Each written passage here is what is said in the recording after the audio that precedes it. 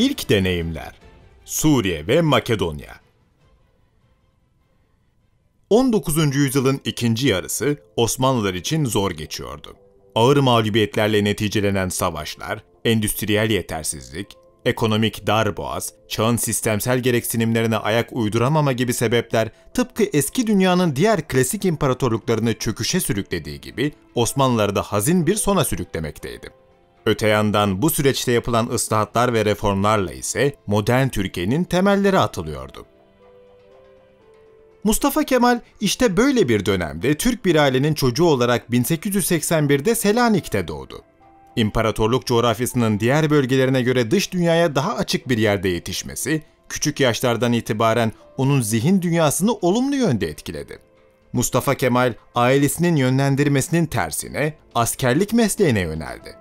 1893'te Selanik Askeri Rüştiyesi'ne, 1895'te Manastır Askeri İdadisi'ne girdi. Vatanseverlik onun için o kadar önemliydi ki, o lise yıllarındayken gerçekleşen 1897 Osmanlı-Yunan Savaşı'na katılmak için daha 16 yaşındayken okuldan kaçıp cepheye gitmeye çalıştı.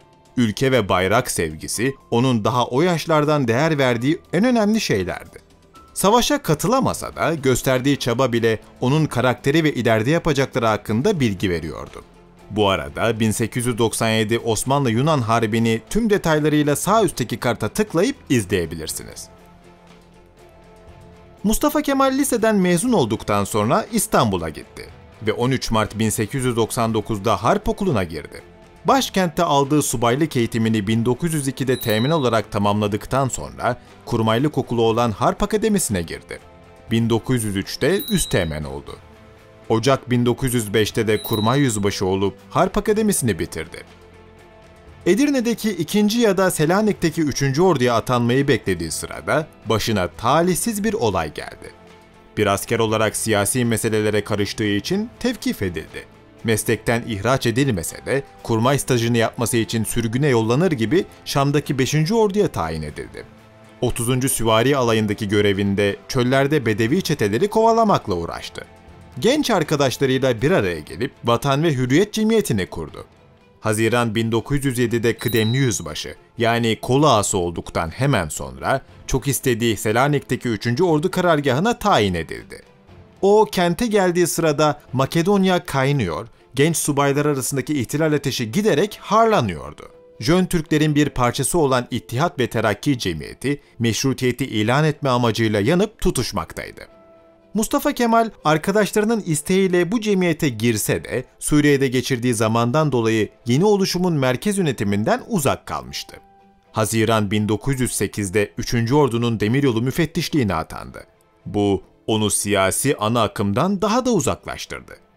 Temmuz 1908'de baskılara daha fazla dayanamayan Sultan II. Abdülhamit, ikinci meşrutiyeti ilan ettiğinde o vitrindeki elemanlardan birisi değildi. Aynı yılın Eylül'ünde Trablusgarp'ta yönetime karşı olan eylemleri bertaraf etmek adına İTC temsilcisi olarak buraya yollandı. Yeni rejime muhalefet edenleri susturmakla, bölge aşiretlerin devlete olan bağlılığını arttırmakla ve askerleri disipline etmekle uğraştı. Trablus'ta izole olmasına rağmen diplomasi, karar verme ve stratejik düşünme konularında değerli deneyimler kazandı. Ocak 1909'da Selanik'e dönüp tekrar 3. Ordu bünyesinde görev aldı. Kısa süre sonra 31 Mart vakası gerçekleşti. 1909'un Nisan'ında başkentteki avcı taburları arasında meşrutiyete karşı zayıf bir isyan çıkınca İTC meşrutiyeti korumak adına harekete geçti. 2. ve 3. Ordu gönüllülerinden oluşan Harekat Ordusu kuruldu. Gönüllüler Mahmut Şevket Paşa önderliğinde İstanbul'a ilerledi. Mustafa Kemal bu orduda Hüseyin Hüsnü Paşa'nın emrindeki tümenlerden birinin kurmay başkanı olarak görev yaptı. Harekat ordusu başkente varıp isyanı bastırdıktan sonra padişahın istifasını istedi.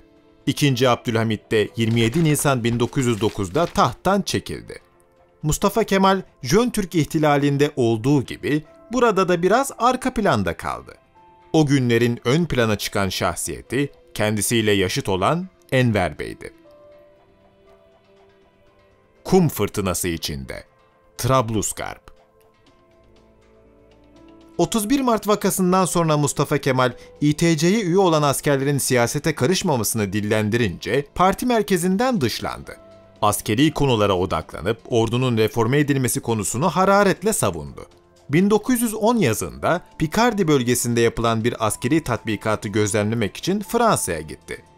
Buraya gidişi, modern bir Batı Avrupa ordusunu kendi gözleriyle inceleyebilmesini sağladı. Fransa'dan döndükten sonra Ocak 1911'de 5. Kolordu'nun kurmay başkanı ve ardından 38. Piyade Alayı komutanı oldu. Bu görevlerindeyken Avrupa'da gördükleri üzerinden Osmanlı ordusunun eksiklerini belirten raporlar düzenledi. Çabası onu 1911'in Eylül'ünde Osmanlı Genelkurmay Başkanlığı Harekat Bölümüne taşıdı. Tam o günlerde Trablusgarp Savaşı patlak verdi. Kendilerine sömürecek yer arayan İtalyanlar, Türk toprağı olan Trablusgarp'a asker çıkardılar. Osmanlılar denizden rakiplerine karşı koyacak ya da eyaleti herhangi bir bakımdan takviye edecek durumda değildiler. Bu yüzden Genelkurmay bu uzak eyalete ufak kent garnizonları, yerel unsurlar ve aşiret birlikleriyle gerilla savaşı yürütmeleri için gönüllü subaylar yollamaya karar verdi. Mustafa Kemal, Enver, Nuri, Ali Fuat ve Ömer Naci gibi gençler vazifeyi üstlenip gizlice bölgeye gittiler. Mustafa Kemal, Mısır üzerinden Trablusgarp'a geçtiği sırada binbaşılığa terfi ettirildi. Çatışma bölgesine Kasım 1911'de vardı. Tobruk üzerinden Derne'ye vardı. O sıralarda durum haritadaki gibiydi. Osmanlıların bu köhne Afrika eyaletinde düzenli tek bir tümeni vardı ve onun da mevcudunun 1/3'ü savaş çıkınca kaçmıştı. Bunlara rağmen Mustafa ve arkadaşları mağlup edilen, dağılan Osmanlı düzenli birliklerini ve eyaletin en yetkili yerel unsuru olan Senüsileri İtalyanlara karşı bir gerilla savaşı yürütmek üzere örgütlemeye çalıştılar. Amaçları düşmanın kaynaklarını kurutmak ve İtalyanların kıyı bölgelerini işgal isteklerini aşındırmaktı. Başbakanlık duruma siyasi bir çözüm buluncaya kadar İtalyanları sahilde oyalamak, kaybedileceği daha baştan belli olan savaşta müdafielere büyük avantaj sağlayabilirdi. Büyük bir sorumluluk alan binbaşı Mustafa Bey, Ocak 1912'de Bingazi ve Derne bölgesi Şark Gönüllüleri Komutanı, Mart 1912'de Bingazi Mıntıkası Komutanı Enver Bey'in emrinde Derne Komutanı oldu. Birkaç yüz Türk askerine ve yaklaşık 7.000 kadar düzensiz aşiret mensubuna komuta ederek General Trombi'nin 20.000 kişilik tümeniyle mücadeleye soyundu. Organizasyon becerisini kullanarak yerel milisleri koordine etti. Yüksek hareketlilik isteyen operasyonlar, düzenli düzensiz karışık birliklerle geleneksel saldırılar, gerilla tipi vurkaçlar, sabotajlar ve gece baskınları düzenledi. İtalyanları sahil şeridine sıkıştırarak büyük bir başarı kazandı. Trablusgarp'taki faaliyetleri onun ilk büyük savaş deneyimleri oldu. Başından bela eksik olmayan Osmanlı Devleti, Trablusgarp Savaşı devam ederken Balkanlarda çıkan yeni bir meseleyle derinden sarsıldı. Karada, Sırbistan, Yunanistan ve Bulgaristan birleşip Ekim 1912'de Türk Devleti'ne saldırdılar. Bu yeni savaş, Trablusgarp'taki direnişin sonu oldu. Osmanlılar 18 Ekim'de Uşi Antlaşması'nı imzalayıp savaştan çekildiler. İTC'li genç subaylar da merkeze çağrıldılar. Binbaşı Mustafa da emir gereği bir cendereden çıkıp diğerine girmek için İstanbul'un yolunu tuttu. Vatana elveda. Balkanlar. Balkanlar Osmanlı için çok önemliydi. Çünkü burası Osmanlı'nın ana vatanı, asıl coğrafyasıydı. Kimse imparatorluğun ana vatanını kendisinden kopan devletçiklere kaybedeceğini düşünmüyordu. Ama hiçbir şey düşünüldüğü gibi olmadı. 4 kıçı kırık Balkan ülkesi 2 ay içinde Osmanlıları hallaç pamuğu gibi atıp ana vatanlarını ayakları altında ezdiler. İnci gibi değerli kentler, Türklükle yoğrulmuş kasabalar, bir dantel gibi işlenmiş tarlalar tarumar oldu. Ay yıldızlı Alsancak tek tek garnizonlardan indirildi. O kadar ki Bulgarlar İstanbul'a dayandılar. Mustafa Kemal, Trablusgarp'tan dönüp Akdeniz Boğazı Kuvve-i Mürettebe Komutanlığı Harekat Şubesi Müdürü olarak atandığında, Osmanlılara Koca Rumeli'den sadece İstanbul ile hemen batısı, Çanakkale Yarımadası ve kuşatılmış 3 kent olan İşkodra, Yanya ve Edirne kalmıştı. Bu, içler acısı bir durumdu. Binbaşı Mustafa birkaç ayını amfibik bir istilaya karşı savunma planları geliştirmekle ve Bolayır kıstağındaki savunma hatlarını güçlendirmekle geçirdi. İstanbul'da ise Kızılca kıyamet kopmuştu. İttihat ve Terakki'nin cevval adamı Enver, başarısızlığın sorumlusu olarak gördüğü hükümeti istifa ettirmek için 23 Ocak 1913'te başbakanlığı bastı ve sadrazamı istifaya zorladı. İTC denetiminde kurulan ve Mahmut Şevket Paşa'nın idaresindeki yeni hükümet, barış yapmayı reddedip savaşa devam etti. Yeni hükümet, kuşatma altındaki Edirne'yi kurtarmak ve Bulgar'ı Doğu Trakya'dan atmak maksadıyla plan yaptı. Bu planın bir ayağı Gelibolu Yarımadası'nda uygulanacaktı. Tasarlanan şey, Bulgarları kıskacı alarak amfibik bir harekat yapmaktı. Gelibolu'daki mürettep kuvvetlerin parçası olan Bolayır Kolordusu, Kuzeydoğu cihetindeki 4. Bulgar ordusuna saldıracak, 10. Osmanlı Kolordusu da denizden Şarköy'e çıkarma yapıp düşmanı arkadan vuracaktı.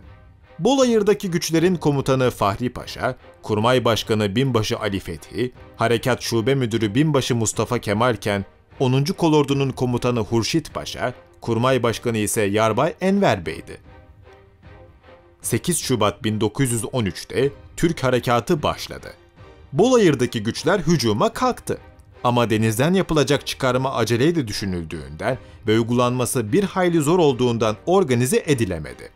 10. Kolordu'nun Şarköy'e yarım yamalak ve geç çıkması, diğer taraftaki Türk kolordusunu hezimete uğrattı.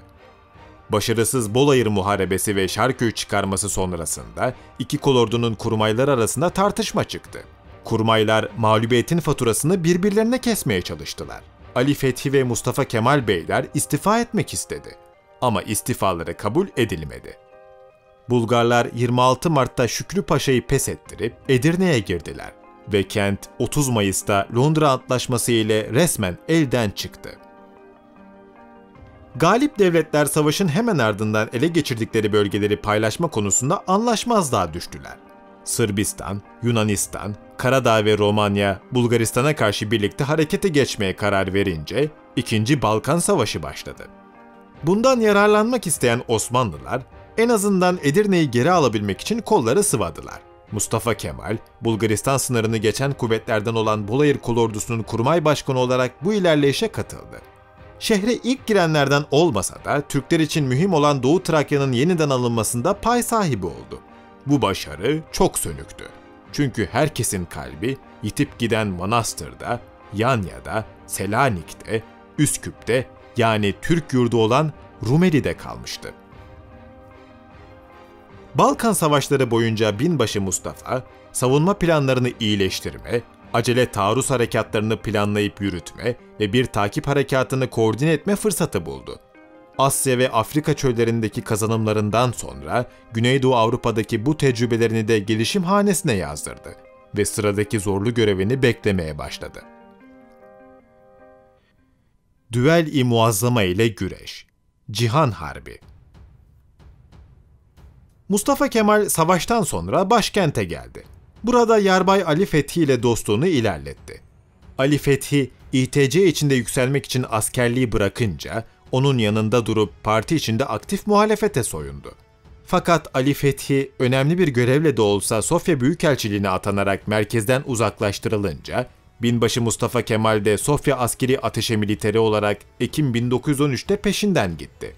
1914 Ocağı'nda bu görevine ek olarak Belgrad ve Çetin'e Ateşe Militerliği sorumluluğunu da üstlendi. Mart'ta Kurmay Yarbaylığa terfi etti. İstanbul'dan uzak olsa da bu görevler yeni yarbaya faydalı oldu. Burada Osmanlı'dan kopan bir devleti yakından gözlemledi. Avrupa'dan bürokratlarla temaslar kurdu. Askeri incelemeler yaptı. Sosyal bir çevre edindi. İstihbarat faaliyetleri yürüttü. Balkan ülkelerinin iç dinamiklerini irdeledi ve diplomasiyi öğrendi. Sofya, Mustafa Kemal'e çok şey katmıştı. 20. yüzyılın başında Türkler için savaşın biri bitmeden bir diğeri başlıyor desek yerinde olur. Haziran 1914'te Avusturya tahtının veliahtı Arşidük Franz Ferdinand öldürüldü ve ardından Temmuz 1914'te 1. Dünya Savaşı başladı. İtilaf ve ittifak blokları var güçleriyle birbirine girdiler. Çok geçmeden Kasım 1914'te de Osmanlı, Balkan yenilgisinin acısını çıkarmak ve oluşabilecek fırsatlardan yararlanmak adına Almanya ve Avusturya Macaristan'ın yanında ittifak bloğunda savaşa girdi. Savaş başladığında ve ilk muharebeler hızlandığında Yarbay Mustafa hala Sofya'daydı. Sabırsızlık içinde görev bekliyordu. Genelkurmay'dan beklediği emir geldi ve Ocak 1915'te yeni kurulacak Tekirdağ'daki 19. Tümen'in komutanlığına atandı. Fransız ve İngilizlerden oluşan İtilaf devletlerinin Çanakkale Boğazı'nı tehdit etmesi üzerine tümenini tam kapasite doldurmaya fırsat dahi bulamadan sadece 57. alay ile Gelibolu'daki Eceabat'a ilerleme emri aldı. Daha sonra yetersiz olan 72. ve 77. alaylarla takviye edildi. O demlerde İtilaf devletleri filosu, zor durumda olan müttefikleri Rusya'ya yardım götürebilmek ve Osmanlıları savaş dışı bırakmak için hızlıca Çanakkale Boğazı'na vardı. Şubat 1915'te bir dizi saldırı başlattı. İtilaf güçleri 18 Mart'ta Boğaz'ı geçmek için var gücüyle saldırdılar. Ama bekledikleri sonucu alamayıp Çanakkale Deniz Muharebesi'nde mağlup oldular. Buna rağmen Gelibolu Yarımadası'nı ele geçirip Osmanlıların savunmasını kırdıktan sonra İstanbul'a varmak adına bir kara seferi başlatmaya karar verdiler. Onlar hazırlık yaparken Türk tarafı da önlemlerini aldı. Bölgedeki güçler 5. Ordu altında yeniden düzenlendi. Ordunun başına da Alman General Liman von Sanders getirildi. Yarbay Mustafa Kemal'in 19. Tümeni ise ordunun ihtiyat gücü olarak düşünülerek Bigalı köyü yakınlarına çekildi. Bu noktada Mustafa Kemal'in en büyük artısı bölgeye aşina almasıydı. Çünkü 1. Balkan Savaşı'nda burada görev yapmıştı. Coğrafyayı ve buranın savunmasının nasıl yapılması gerektiğini çok iyi biliyordu. Ve bu bildiği şeyler kısa süre sonra onun yıldızının parlamasını sağlayacaktı. Mustafa Kemal'in askeri kariyeri sizce burada bitiyor mu? Sizi temin ederiz ki daha hiçbir şey görmediniz. Arıburnu'nu, Conk Bayırı'nı, Anafartaları görmediniz.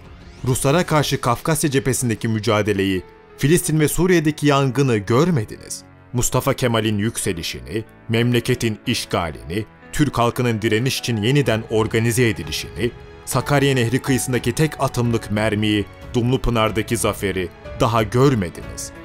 Mustafa Kemal Atatürk'ün tüm savaşlarını anlattığımız, onun galibiyet ve mağlubiyetlerini işlediğimiz videonun asıl vurucu olan 2. bölümünün daha çabuk gelebilmesi için beğeni butonunu aşındırmayı ve kanala abone olmayı unutmayınız. Az önce DFT Tarihi izlediniz. İyi günler.